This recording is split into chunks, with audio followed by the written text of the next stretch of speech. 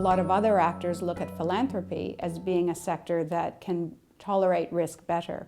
But the fact of the matter is that often philanthropic institutions are risk averse as well as others. Getting that ecosystem to work in such a way that you have philanthropists on one end of the spectrum really going out there and taking interesting chances and sharing the lessons that they're learning.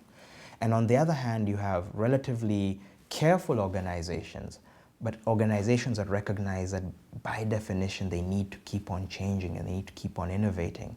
They need to be careful about it, but they need to do so.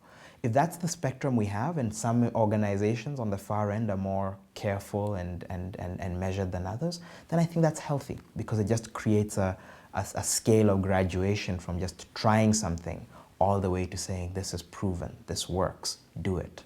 It's important to have a clear understanding of your own tolerance for risk, and then put together a set of projects that mix high risk and low risk so that you end up with a portfolio that's balanced the way that you want, instead of letting all of your projects sit at a sort of safest common denominator.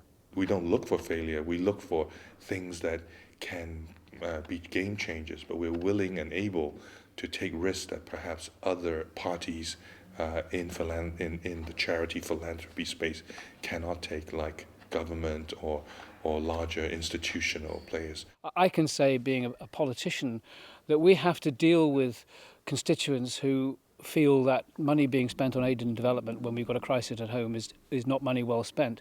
Working with partners actually helps us to show it can deliver real results.